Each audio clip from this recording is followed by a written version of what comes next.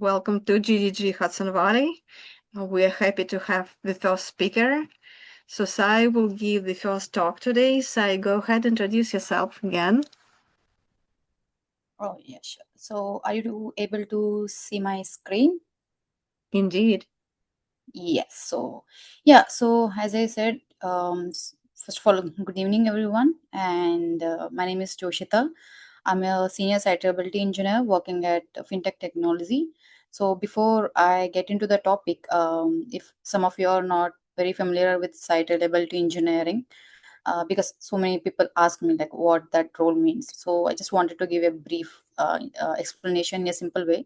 So basically my job is to make sure applications and systems stay reliable, available, and perform the way they are supposed to, especially when something unexpected happens. So when we say reliability, it can be a lot of things.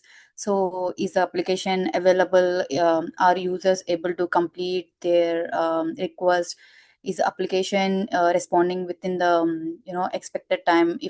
If something fails, how quickly can we detect it?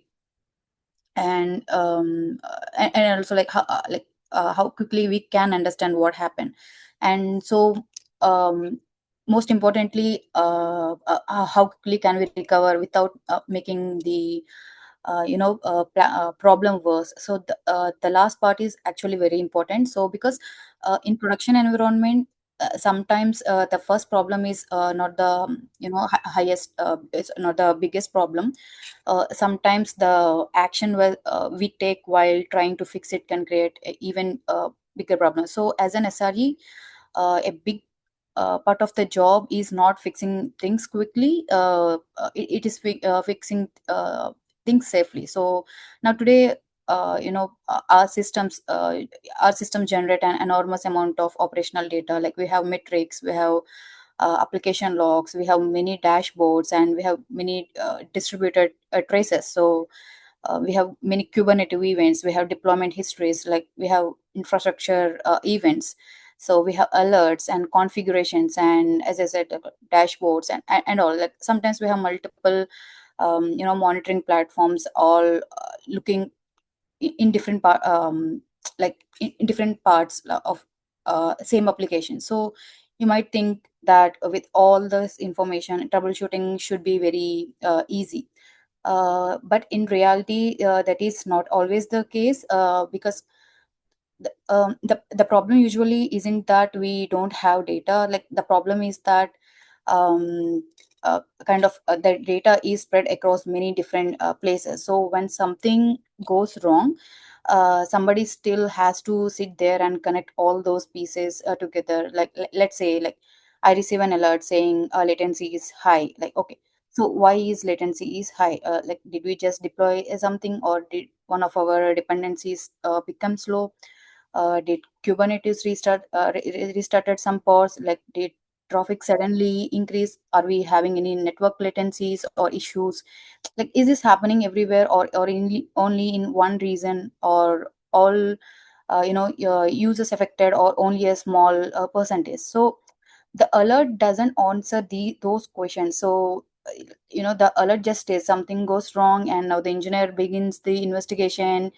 You open your dashboard, and then another dashboard, then logs, then Kubernetes, then maybe deployment history, then maybe sometimes like maybe someone else joined the incident call and ask, like, do we know what changed, and you are still trying to figure that out. So what I started thinking about AI and reliability engineering, like this was part of the part that interested me the most. Not how can AI replace like SRE, like, and not how can AI model control, like, production automatically. um I think those questions jump too far ahead. So the more useful question for me is like, can AI help me understand incident further? Can AI help me to troubleshoot, in easy way? Can AI tell me uh, things that I am unable to find out? So that's that. Like, can I take all these different pieces of information and help connect them and call it. Can I tell this deployment happened 5 minutes before latency increased? These pods are restarting more often than the previous version. Like the same error appears across several services. Like kind of this this run book was used during the similar incident before. So this is what I mean, what I say AI, assisted reliability engineering is. So the important word that here is assisted. So AI is helping the engineer and organizations operational policies still control what is actually allowed to happen. So and over time, for some very well understood that low risk problems, we can go one step further. So we can allow the system to automatically execute to know recovery action. So that is where we start moving towards what I call self-healing infrastructure. But I want to make one thing very clear at the beginning. So self-healing does not mean AI can do anything it wants in production. For me, self-healing is means the system can observe what is happening, understand enough the context, um, select a safe and known action, perform the action with strict boundaries, and then verify whether reliability actually recovered. So the goal is not autonomous AI everywhere. The goal is safer and faster operational decision making. Like everything else I talk about is like really an extension of that area and of that idea. So before I start, let me. Yeah, so here, more telemetry is still too much, manual, investigation.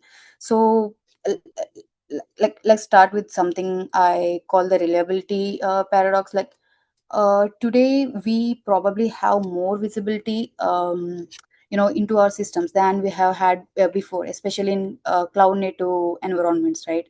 So we monitor everything like CPU, memory, disk, network, request rate, what not, like latencies, errors, pod restarts, container health, Kafka lag, like database connection, uh, like health of every component. Like we have all of these signals. Like, but even with all the data and incident investigation can still a long time.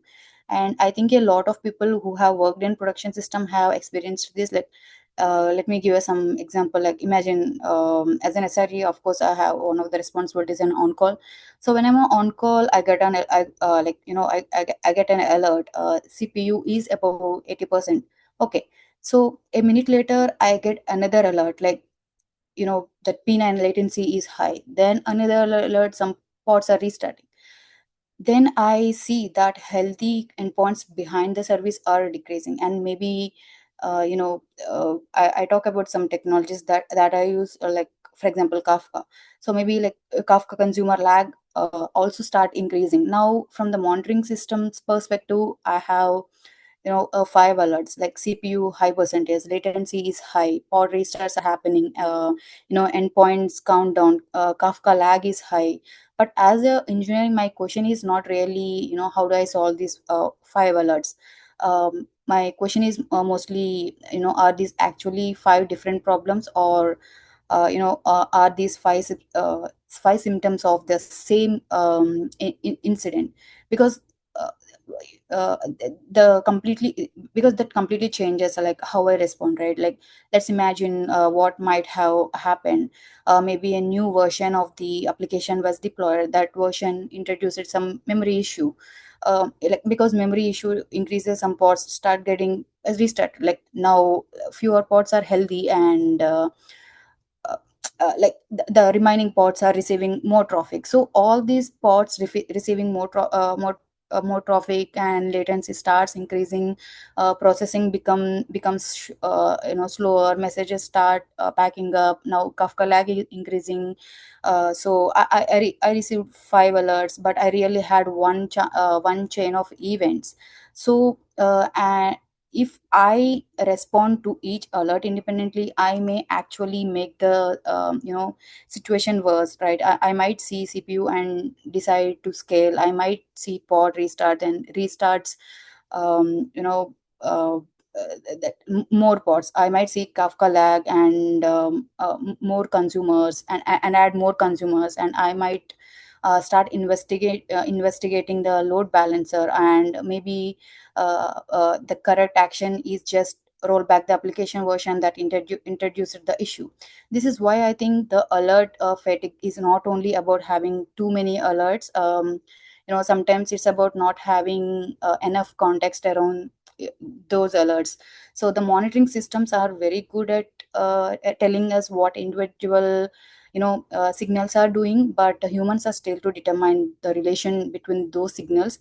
Um, and experienced engineers do this constantly. Like when an incident starts, we begin asking questions almost automatically, like what changed recently, like when did this start, and what services are affected, and what are those services having common. Are all ports are affected, or just one version? Is a problem isolated to one cluster, or did traffic change, or did a dependency change, or is there a dependency is there any deployment that lines up with the beginning of the problem itself? Like what is the user impact? And while we are asking all these questions, we are moving different tools.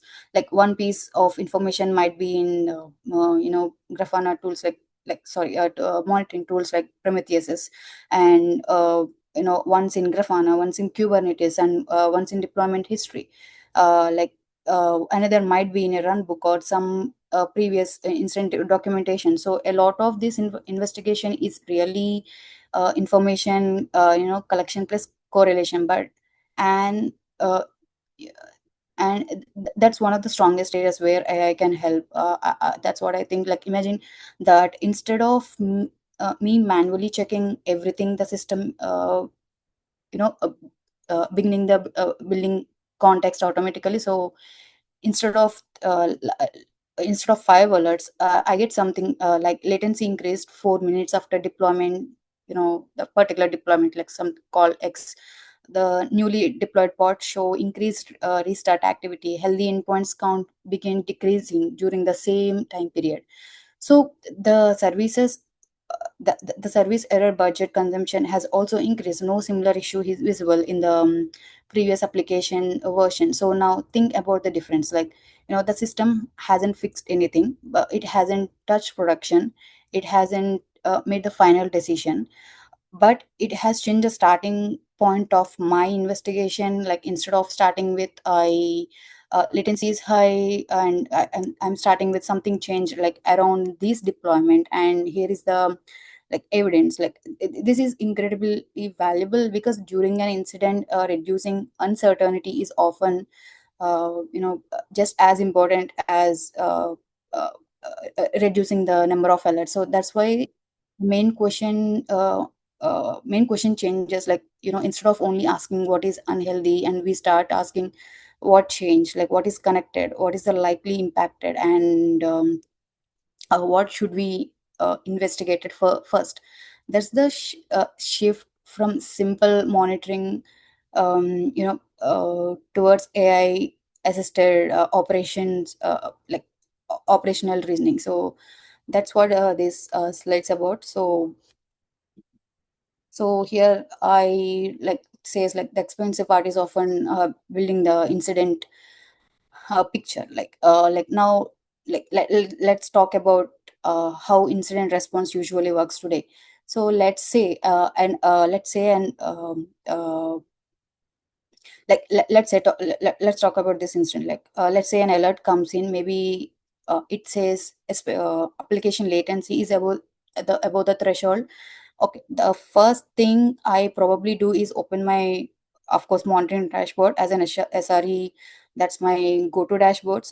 So I check the latency graph, and is it actually increasing, or when did it start, and is it P95 or P99? Is average latency also increasing? Then I check error rate, maybe I check you know request volumes, and maybe traffic patterns and logs, and like what errors are appearing during the same time period, or same window. So are we seeing timeouts or connection failures, or memory errors, like database connections? Then I go to Kubernetes, because I use many Kubernetes clusters in my day-to-day work. So that's my go-to thing next. So as it is Kubernetes, of course I'll first check with our pods are healthy, or any of these pods are restarted, or any pods are going crash loop back off, or any uh, any pods are being killed, or is there any memory pressure, or is there any node pressure, did scheduling change, or did I check deployment? Then I click, of course, then I'll definitely check like what changes are made in the last few hours, or like few days. Did something deployment happen, or did some that deployment recently triggered anything, or was there configuration change, was there any dependency change, did somebody change a feature flag, blah blah blah. We check all those things, right? Maybe I'm thinking, okay, this looks like the latest deployment, or this actually looks like a kind of like downstream dependency platform. This might be I take an action, like I what I do, like I roll back, or scale, or restart, or remove an unhealthy instances, like like fail over to another data center or another stack, or like whatever is appropriate for that system. So what's interesting, like what interesting is that the actual recovery action may be very simple. Like sometimes once you understand the problem, the fix is straightforward, right? So maybe rollback takes 2 minutes, but getting enough confidence to you say like yes, rollback is the right action could take 15 to 20 minutes, because that's how we gather the evidences and take the decision. So if you think about mttr, like means like time to recover, like we should not treat it as a, like one big block of time. There are different parts inside it, like there are different parts, like we have detection time, like how quickly did we notice the problem, then investigation time, how quickly do we understand what is happening, then decision time, how quickly do we decide what we should do, then execution time, how long does the actual remediation take, like, and then verification time of this is the important thing, like after everything we need to verify, right? How long does it take us to confirm that the service is healthy again? So today, like monitoring has already improved detection significantly. Many organizations, like show something wrong within seconds or minutes, but the investigation stage is very human heavy and manual things. There's a lot of manual things, step by step, troubleshooting things. Like as I said, of course, almost we take like 15 to 20 minutes. Like what has happened, what triggered, like to make the decisions. It almost take 15 to 20 minutes, right? So, and this is where I think AI can provide a very practical benefit. Imagine the alert arrives before the engineer even opens the dashboard. The system automatically, gathers the metrics around that time period, the relevant log patterns, the Kubernetes information, the current SLO state, and maybe the most uh, uh, relevant run book. Then it produces some short incident summary, sometime something like like error rate begin increasing 3 times after this particular deployment, and this log pattern is like unusual after this deployment, and after this deployment and before the deployment, the CPU pattern and these pods are behaving like abnormally, like that's how I feel like AI yeah, useful, because now I'm not starting from zero. I still need to validate that information, I still need to make the decision. But instead of spending the first 10-15 minutes gathering all the evidences, I can start with at least some brief picture. Okay, this is happening. So that's it. That is why I say you don't need a full autonomous remediations or to get values from AI. Even reducing the manual investigation work can be a major improvement for me, for actually like whoever is not only me, whoever in their field, especially for SREs, as they need to investigate their applications. If they go down, for them it is very helpful to save their time during the investigations and troubleshooting, so that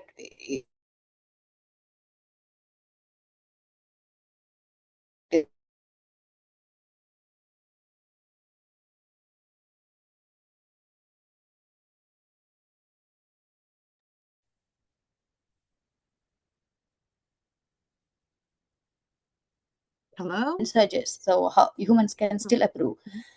So yeah,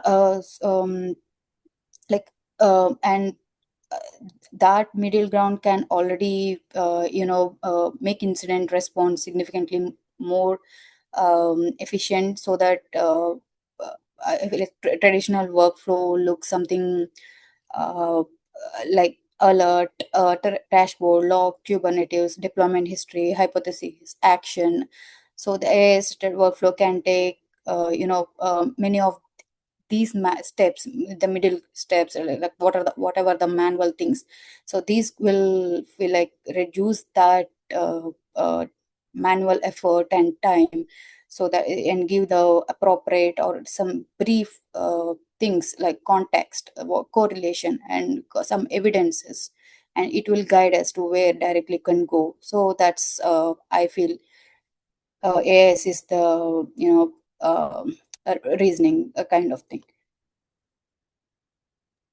So observe, correlate, reason, and act and verify. So now, as this slide is really uh, the a framework for the rest of this talk, like, and if you remember only one technical model from today, I would remember this one. Like, there are 5 stages, like observe, correlate, reason, and act, and verify. And the most important thing is that is this is a loop. It's not an one action, because let's start with the observe. Observe basically means what is happening in my system, and what this is where our existing observability tools come in, like metrics, logs, traces, Kubernetes events. Then if just imagine if a company is using more tools and more components, so we need to check all those things. So if we have more components, that troubleshooting time, all of course it increases, right? So we need to check that whole Kubernetes like whatever events and application events, infrastructure, telemetry, like network information, deployment information, SLO data, and all that becomes our observation layer. All I wanted to emphasize something here is like I cannot compensate for poor observability if I don't have the right information. That AI doesn't magically know what happened, right? Let's say I don't record deployment timestamps, then the system cannot reliably tell me whether whether the incident begins immediately after a deployment, or if my application logs don't include meaningful context. Like an LLM cannot magically reconstruct this missing information. If my tracing coverage is incomplete, then AI may not know which dependency actually become slow. So like before talking about advanced AI, the observability foundation still matters. The second still matters here. So the second one is like correlate, like timeline dependencies and change context, right? This is where we begin connecting different signals. Like, let's take a simple timeline. Like at 10 or 10 to, like, deployment happens at 10:04, p9 latency increases. Like at 10:05, like pods start restarting. At 10:06, like healthy endpoints count decreasing. Like it's a it's go on. Like 10:07, something is broken, something is down. Each one of those by itself is a data point. Like, but when you put all of them on the same timeline, they begin telling you like story. Like correlation doesn't only mean timing, it can also like mean like which application version is affected, which reason it is, and which part and which application it is, and which component, which namespace, like which service dependency, which request path. Like maybe latency is increasing only if like one request that go through one particular downstream service, that's useful, but maybe only pods running the newest version or restarting, that's also useful. Like maybe the problem exists to one reason, but not another, also useful. Like every correlation helps narrow the search space, like something like that. That's how I feel like the correlation is helpful here. Like the next one is reason. Like uh, uh, this is where AI or another reasoning system starts saying, like, based on the evidence, what appears to be the most likely explanation. Like, but I want to be very careful with this step. Like, I don't want the AI to say, I found the root cause.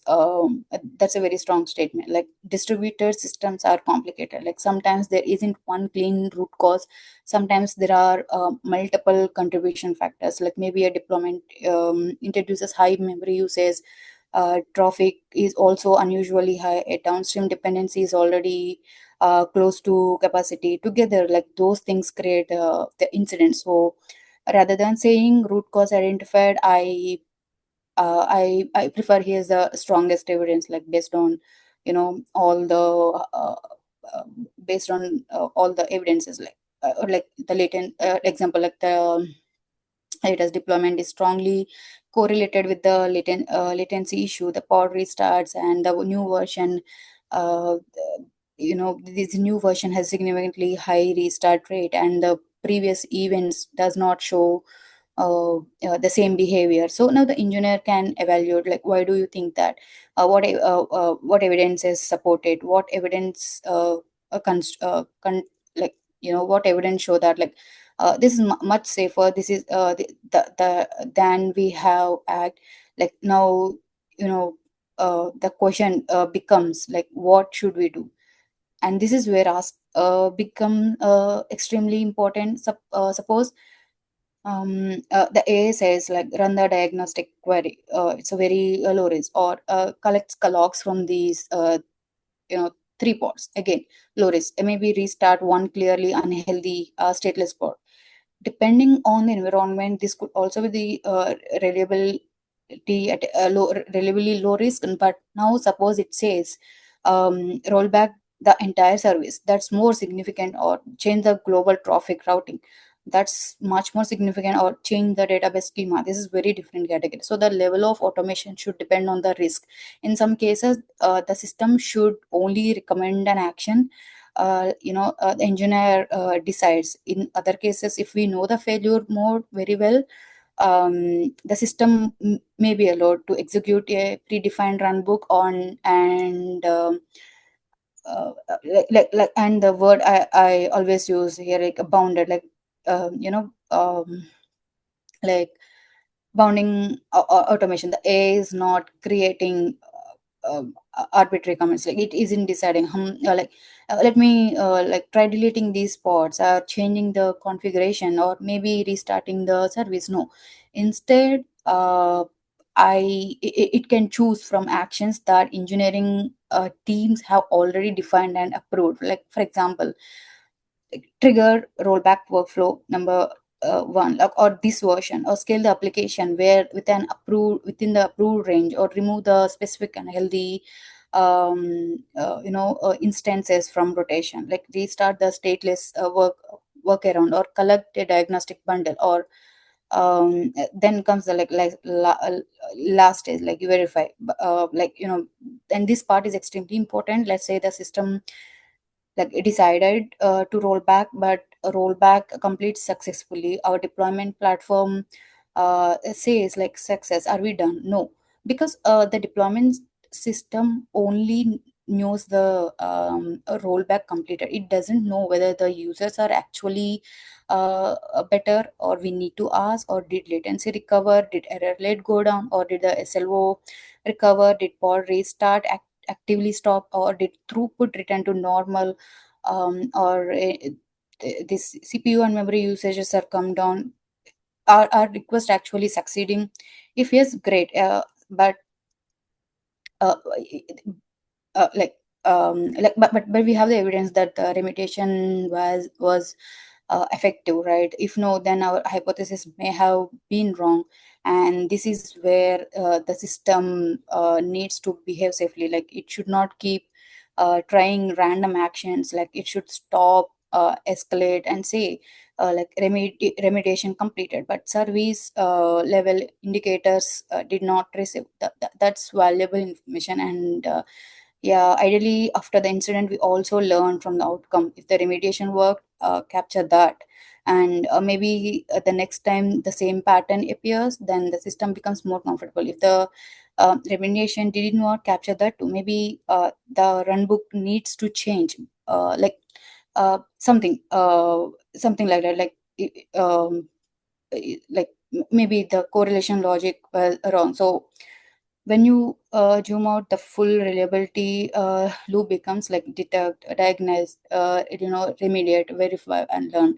So here, I will say like verification is when turns automation into reliability loop. So we just have automation that ran, and we are hoping like kind of it work or not, like something like that. So here, like we don't jump from monitoring directly to autonomous remediation. Like you know uh, how much of this should actually happen without a human? And I think this is where we need to be very practical. When people hear that word self-healing infrastructure, sometimes they imagine some advanced AI system sitting above production and controlling everything. Like something fails, AI sees it, AI figures it out, AI fixes it, no human involved. That sounds exciting, but honestly I don't think most teams should start this, and I don't think every system should ever get there. And I think self-healing that should happen progressively. Like the first level is like detect something unusual happens, the system notice maybe error rate, maybe latency deviates, or pod begins restart, or basically traditional monitoring. Then level 2 assist. So now instead of just sending the alert, the system begins collecting relevant information. It might say, here are the related logs, here are the Kubernetes events, here are the deployment that happened recently. So these service dependencies is also showing unusual behavior. Now the engineer still does all the decision making, but they don't need to collect all the evidences manually. So then level 3, like recommend. Now the system says, based on the evidence, rollback appears to be safest next action, or like this resembles a known memory related failure that happened previously. But still humans still needs to approve it. And honestly the stage can already be extremely useful, because a thing about how much time you save, that system gives a good recommendation when supporting these evidences. Like you don't necessarily need the AI to execute anything. Then we move to next one, guarded action. This is like where we begin allowing the system to automatically execute certain known actions, like but only in very narrow situations. Maybe we have a stateless service. There is a no problem where one like where uh, pods get stuck, restarting those pods, and um, uh, restarting that one particular pod. And we have done it hundred of times. We know exactly what the expected result should be, and this could be a good candidate for automatic remediation. Like, or maybe a specific unhealthy instances can automatically be recommend. Again, low blast radius, like easy to reverse and easy to verify. And then the final level is like autonomous. Like, but I would only use this for highly bounded situation. The failure mode should be understood, the remediation should be tested, and the action should be reversible. The system should be observable, and uh, and the verification step should be strong. So the rule of the thumb is likely, the bigger the blast radius, the more human control we should have. Like, think about two examples, like restarting one uh, disposable stateless pod, or maybe this is something we can automate. And example like and the example like changing global production traffic across regions, I probably want a human involved here, because the system is wrong, the consequences are much larger here. So and this is why I don't think like teams should measure sources by saying we recommend like we removed humans from 90% of incidents. That's not necessarily the right metric. So yeah, a better question is like, did we remove unnecessary manual work without increasing operational risk? Because humans judgment is not a, like, failure of automation. Like, sometimes human judgment is exactly what keeps the automation safe. So I feel like don't jump from level 1 directly to level 5. Start with the detection, and then assistance, and then recommendation, then guarded actions, and automation, like um, something like that. So if I wanted to explain this with an example, like I said, like 5 alerts become one incident narrative, like, right? Like, let's talk about the representative Kubernetes incident. Like, I like this example, like, because it shows how all these ideas come together. Like, as I mentioned before, at 10 or 10 to in the morning, a deployment started. We deploy versions number something in that particular of that we deployed something version like 42, like, so 4.2, 4.3, something like that. Everything looks good. The pipeline finishes successfully. The new pod started. Readiness props pass. Kubernetes marks the pod is ready. Traffic begins. Begin taking the traffic with the new version. From the deployment pipeline perspective, everything looks good, and that's important. So successful deployment doesn't it necessarily mean the application is healthy. It only means the deployment process completed successfully. Because though it is successful, the deployment is successful, at the back end that everything looks at normal, but then 2 minutes later the latency is start increasing and the pods are crashing. And like, now, like, if you are not familiar with P99, it's basically looking at the slower end of your like, let's say I have 100 requests, the average might still okay, but most maybe most requests finish quickly, but a smaller percentage are taking much longer. These slow requests can still represent a serious and user experience problem. Like, so P99 helps us see problems that average can hide. At this point, all we know is latency increase. So now I have another signal, like we had a deployment, then latency increased, then pods restarted, and we need to think that like my brain starts thinking like maybe the deployment caused the issue. It happened many times during my day-to-day activities. So, but I don't want to jump to the correlation that correlation is not like it's like there could be another explanation. Maybe one Kubernetes node is unhealthy, maybe dependency because at the same time maybe traffic suddenly increase, maybe some configuration as I said, like some configuration changes happen independently. Like after 2 minutes later, the number of health endpoints are beginning decreasing. Like, it's the issue is now serious. Now, why? Because if pods are restarting, then they may be temporarily unavailable.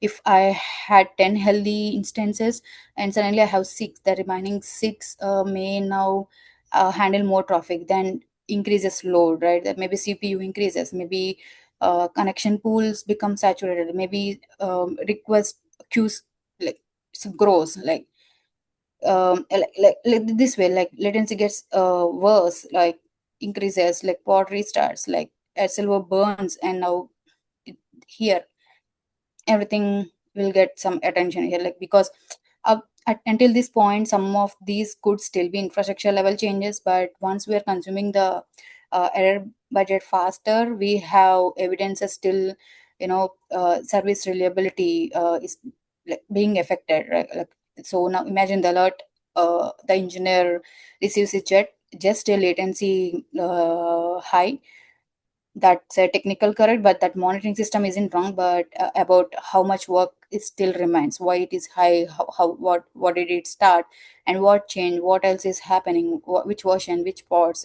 It's something, all these things have to be need to be taken care, like, so yeah. uh, Sai, I hate to interrupt. Just wondering, is this the last slide? We have one more speaker today. oh yeah, I'll quickly wrap it up. It's Just 7 more slides. summarizing, Uh-huh. Yeah, yeah. if possible. um Okay, I will I'll just. I think the idea is quite clear right now. Definitely, it's human-computer interaction, so definitely we shall use AI heavily, but and it can save a lot of time, but it can be very it has to be very cautious. Oh yeah, I'll just wrap it up. There are 2 more slides. That's it. If that is okay for you. So yeah, I'll Can you just survive, complete. guys? You okay? Okay, let's do Yeah. 5 more minutes. Oh yes, sorry. So if you see, so yeah, what I see, the yeah, as you already know about till now, yeah, this more focuses on, well, first observability and context and AI assistance and policy action. So as you already know, like observability, as I'm talking since starting, like metrics and logs, and the context, what like SLO, sandbox, and incident histories, and we can, based on this, that we can take the help from AI for correlation and recommendations and summaries, and to gather some of the evidences and the summary of the incident. So that's how we can indulge our AI assistants during, you know, troubleshooting while uh, uh, while investigating an issue. So it's like yeah, so here confidence in auto operational correctness. So yeah, so safe automation needs like explicit boundaries before it's more autonomy. Like AI recommends that we should not allow AI to perform all the things, but we still need human approvals. Then automation should execute. That's a one. And here low risk known failure mode is like AI detects, policy validates, and that run book executes and verify whether it is good to go or not. So so infrastructure, and yeah, this is all I already discussed, but yeah, this kind of um, if a bad automation rule and a better decision, CPU is greater than 85%, then restart pause. What if latency errors and throughput and SLOs are healthy? So yeah, this is the better decision is like user facing reliability check, uh, like service level signals like helps prevent successful infrastructure actions that create a worse incident. So like infrastructure health is not the same as service reliability. So Your slides are yeah, excellent and they speak themselves. I really like the summary. yeah. So first of all, so sorry that taking this much of time. Mhm. Yeah, I'll just closing. It's the last one. So yeah, like firstly, for I hope everyone already got to know the basic of this, but behind this talk. So what I say is like AI's immediate value is like SRE is probably correlation, not autonomy. Like we already have anonymous data. We don't necessarily need more dashboards, and we what we need to is better context. Like we need to understand what changed and what's related. So help self healing should be progressive. Like start with the decision, then assistance, and and all, like everything will be like kind of AI can we can take the help of AI to assist for better troubleshooting and for better maintaining our applications and all. Yeah. Thank you. How So big is your team, Sai? my team is around 25 members. Oh, wow. And all working on the infrastructure? Yes, we all are from infrastructure and platform level. Yeah. So how long did it take for you to develop such an approach, such a wise, like deep, thought through, well thought through approach? Oh, like sorry, I didn't understand your question. I mean, switching or starting using AI, I guess it was an entire journey. So Oh probably yeah. the transition was like 3 months, 6 months, or still going, right? Yeah, so actually we have started this AI thing like we used to do this like without AI help also, like it takes so much of time. Then we kind of thought, why not AI can take care of few of the things instead of involving all the team members like involved, like, because we actually handles almost I can say 15 plus applications, where in which 15 plus applications we we have almost 10 plus more components, and we maintain 10 plus clusters on both on-prem and cloud.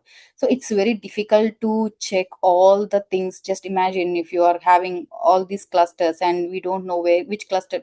Of course we will know on which in which cluster, but still it's on that particular cluster where we can have many, as an SRE perspective, I'm saying we can change many codes, and many components will get deployed, something like that. So Indeed, what indeed. it's difficult to check which one to go, which what happened actually, is this really the application level or is it network level. It's very difficult to handle all those things. So that's where the thought came, why can't AI can trace the half of the evidences and save time. And you know as I said, I'm from fintech, like almost every second thousands of requests will come. If every second is important here. So instead of waiting to get all gathering all the evidences and keeping our time on that evidences and increasing the client impact, why not involve the AI so that we can decrease our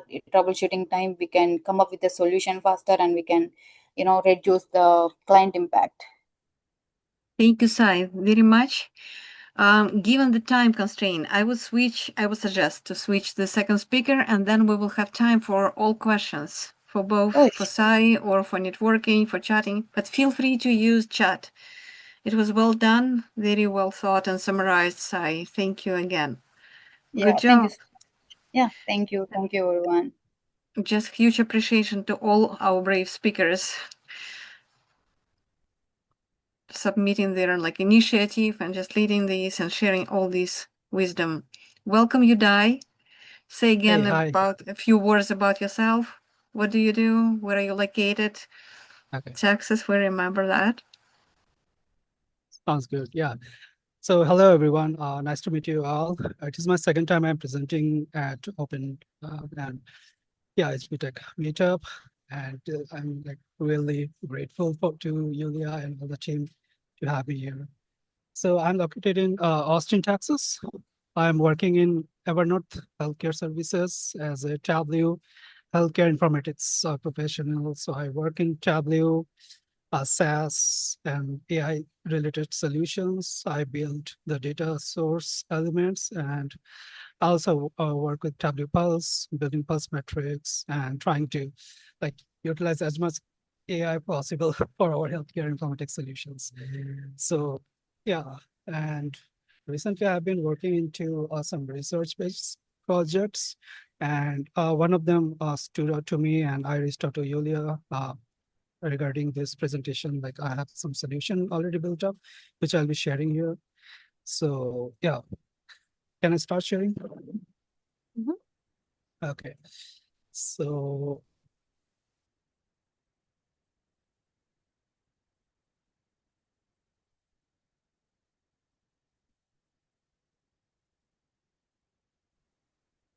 stock, building self-healing. No, stock already delivered, building self-healing infrastructure.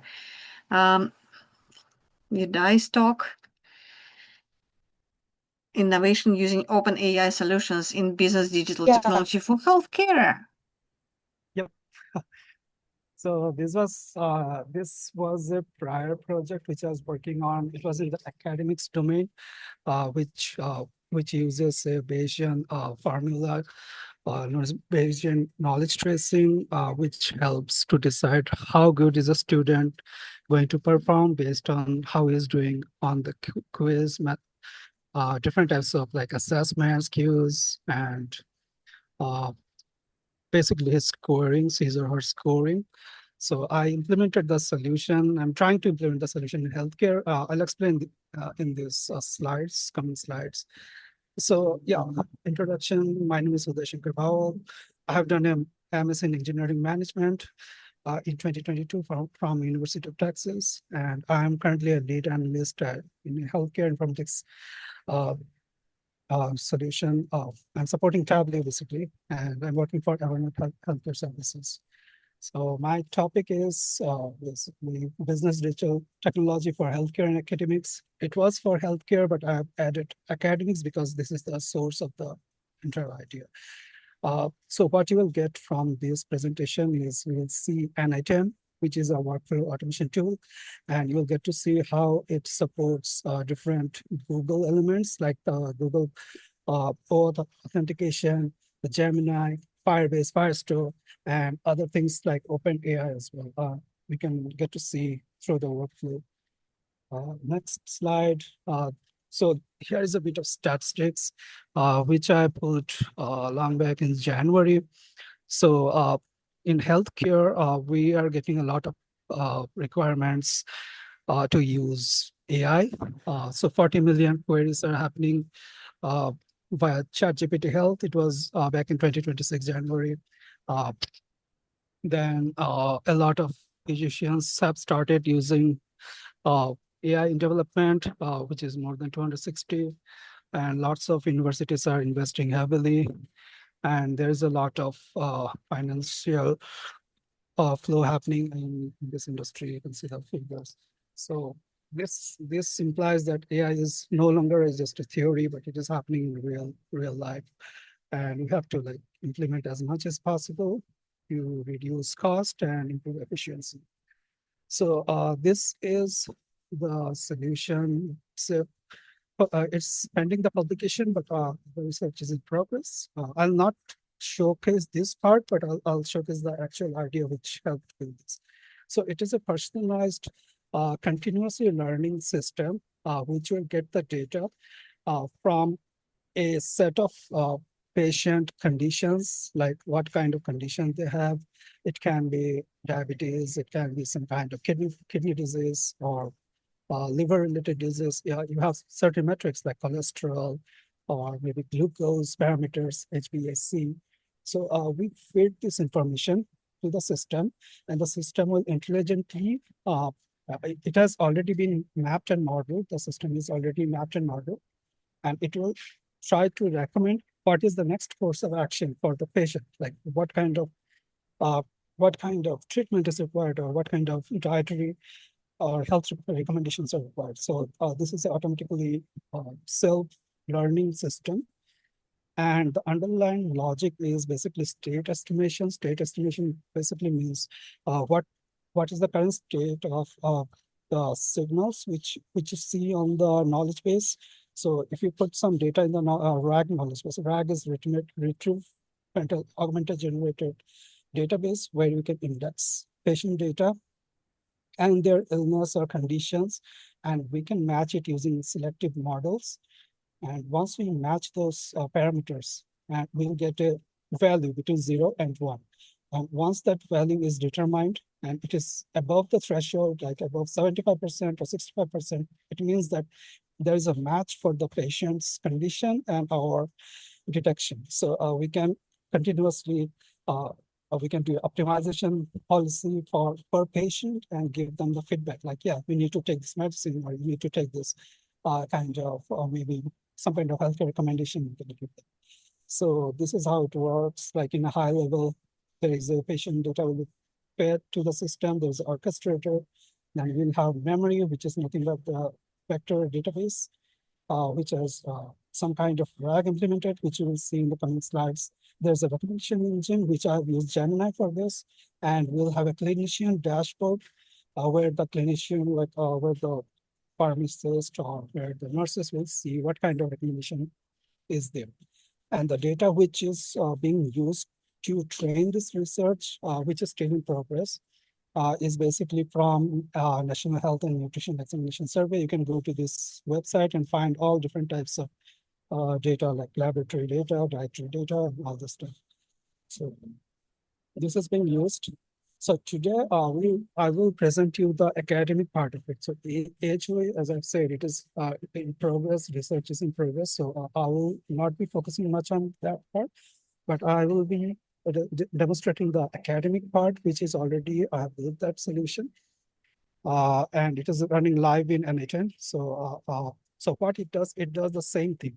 It has the same orchestration mechanism. Instead of health, we have academic data. Instead of a per patient policy, we'll have per student policy. So in the next slide, I will show you how you can use this. It is openly available. I can share the GitHub link later on. So what is this adaptive study coach or ATS? It is built using Google, partially using Google, and we have NHN as the workflow automation engine, and we used OpenAI. So I used OpenAI to run the embedding for the vector data store. So it is a RAG supported system, and the feedback is given through Gemini, which is an AI chatbot. And I do have a file store which will store the students' current academic situation. And I used Google Forms to pull the data, whatever the students' current state is, like how he is doing in academics, and what is the student's subjects, and all those things will be inputted to the system using Google Form. So I'll go really fast. There's quite a few slides. So it is the same engine as what AHOE does. It does the state estimation. It understands the state between 0 and 1, how the student's current situation matches with the optimal situation. So I use something called patient knowledge tracing. It is used to find the skill mastery probability. Mastery means how much a student is mastering on the particular subject. Then I used the orchestration engine, which uses AI to fire a confidence. So is the student confident enough, or does he need, say, a second round of study, second round of qualification for that subject, for the specific topic? So it will do the orchestration and per student policy. So for each student, there will be a specific policy or specific recommendation, which will be given by the AI and the RAG system. So that is done using Thompson sampling, which is a beta distribution, and it is inputted into the NHN workflow automation using a formula, and the student keeps on getting continuous feedback as each run. Like we run this for a certain assessment, the student will get the feedback that you are good in this subject, you are not, you have to improve in the other subject, something like that. So this is the full pipeline using RAG. So first we have the Google Sheet. Google Sheet will have the students' data in it. Then Firestore will get the data and put it in the database of Firebase database, also called Firestore. Then I use the Bayesian knowledge tracing to update it using the Bayesian formula, and the Firestore gets updated. And once the Firestore is listed out, we run the Thompson data processing. And in the next 2 steps, the actual actions are being taken. So first, we used OpenAI to do the vector database RAG embedding. So OpenAI will use the existing data which is available from the prior assessments, and it will run a context semantic match. Semantic match means it will try to match the meaning of whatever is in the database and try to build the RAG prompt from out of it. And next, it will do a confidence gate. Confidence gate is nothing but, is the student confident enough or is it not confident? So it has two pathways. If it is confident enough, it will go to Gemini feedback. It will also use OpenAI fallback. If the Gemini doesn't work, it will use one more API, OpenAI, and it will normalize whatever is being sent from the confidence gate, and it will send an email to the student.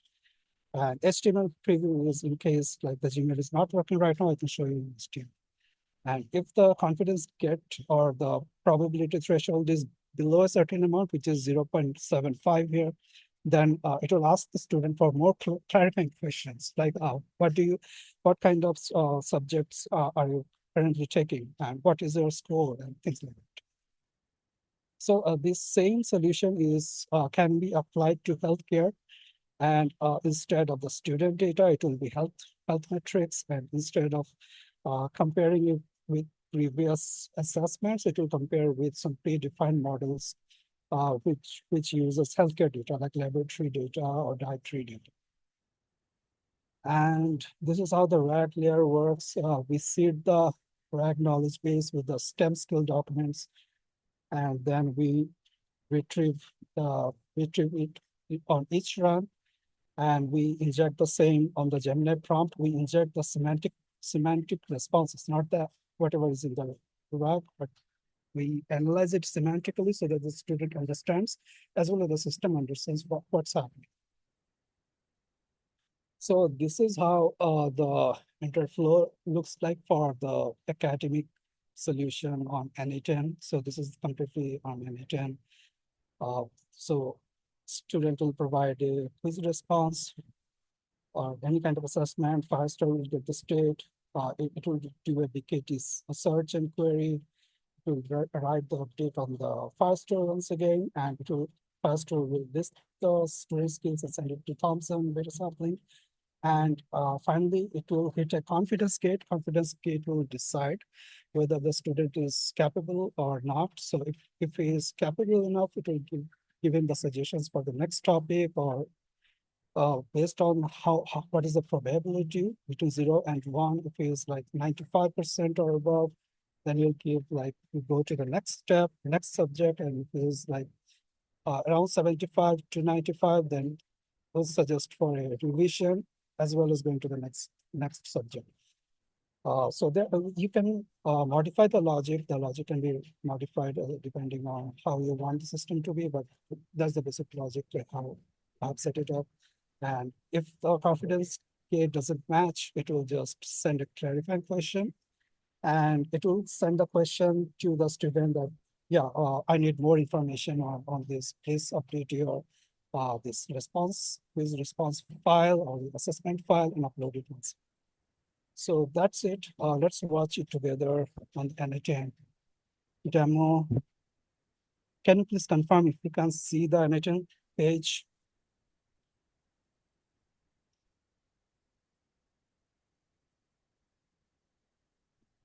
Is my NA10 workflow page visible?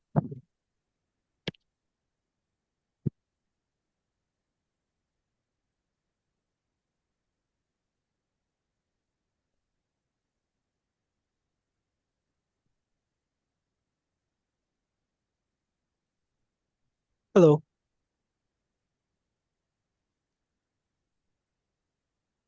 Are you demoing? Hey, was my NA10 visible? I just showed my NA10. Yeah, the graph, right? Yeah, this is the automation workflow. So I have connected a bunch of nodes here. This is the this is the student's N8 response. and yes, we can see it. Yeah.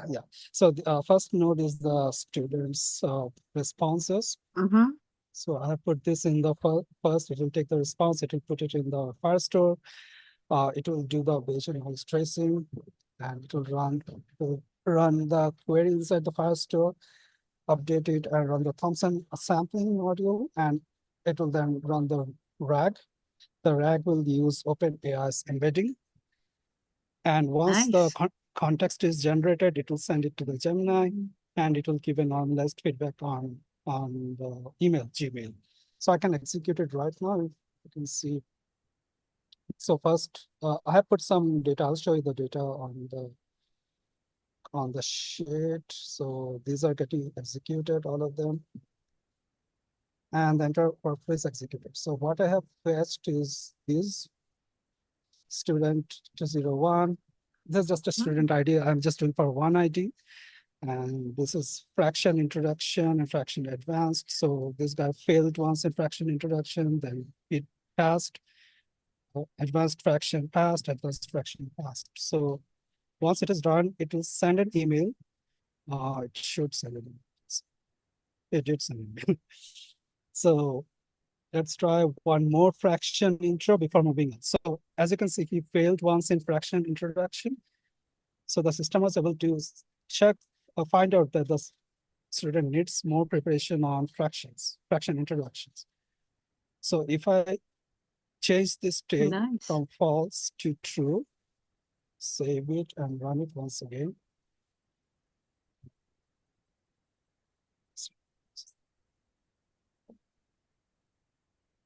Hopefully we'll get a different response. Meanwhile, I'm wondering if in the chat you can just say one if you have experience using N8N. So just the figure one. Yep. Now you can see the response is different. It says that you have a 58% mastery in our introduction of fractions. And now it is giving you push to the next concept and building up to 100%. So yeah, the more data you have, the more better response you will get. And yeah, it keeps on learning based on what data you want to put into the system. Nice. So that's it. Yeah, that's my presentation. Thank you very much. Looks cool for me. I would like to hear the feedback and questions if you have any. Was it too much to have such a two sophisticated speakers for one evening? Was it okay? Do you have questions for them?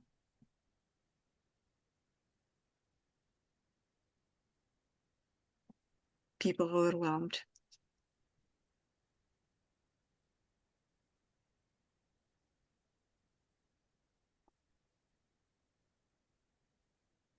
No questions?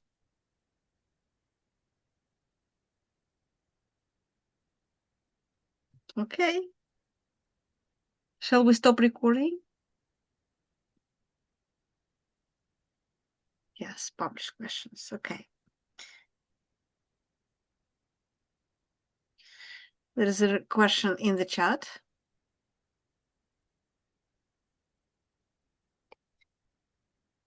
Do you have GitHub resources available for people to share? And for the first subject, why probabilistic is not and non-deterministic? Why probabilistic? Because we can't decide a student's status, like how good the student is based on just one value. Like it has to be in a range. That is the actual concept of big Bayesian stressing. Like you don't decide how good a student is or how bad is just based on one response. You need to check on like a spectrum of responses, and that's why we just use a probabilistic method. Yeah, we can definitely use a deterministic, but that has to be done in a different approach, I believe. And I'm wondering, speaking of GitHub, what specifically could you share on GitHub? I don't think it's like what's kind of how to describe the workflow. Say it again. Yeah, I can send it later on to you. Can you pass it? Okay, okay. But it's the entire workflow, so GitHub probably is not catching everything. No, we do. I can update the JSON file and share the JSON with you. Yeah, workflow will not be there, but the JSON file will be there. They can upload it and start their own energy. Nice. So two different use cases, totally different use of AI. And like heavy load, but very interesting, at least for me to observe. This was really like eye-opening what could be done using AI for infrastructure healing or Also, things are happening monitoring and now. healing. And in this case, just for students, it's like, wow, such a two different directions for you guys. I don't know how you were able to digest all of that, but it's heavy load, and I hope you enjoyed it. Do we have more questions for our awesome speakers? We're really proud by them. Do we want to hear them like diving deep into either or subjects?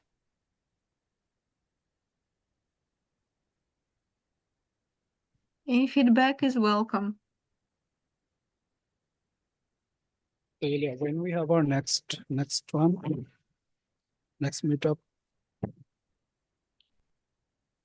Okay, I guess it's time for me to share the screen. Yeah, we want to explore. Indeed.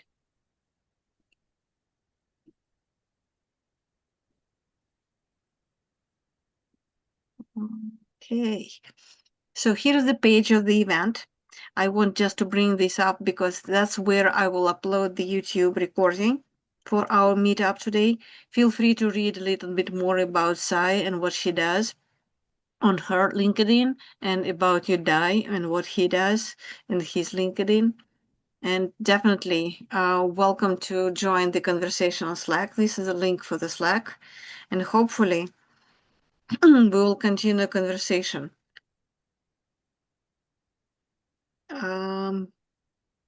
There are more things. Yes, thank you. This was great. Okay. So Uday, are you on Slack? How was the best way to connect with you? Sorry, Same yeah, question Slack. to Sai. Yeah, maybe on LinkedIn. LinkedIn, On I'm LinkedIn. fairly active. Okay. Feel free to put your LinkedIn on the chat, and this way people will connect to you. But basically, our speakers LinkedIn on the event page, so feel free to reach out to them, saying that I will stop recording, and then feel free to continue networking as you wish.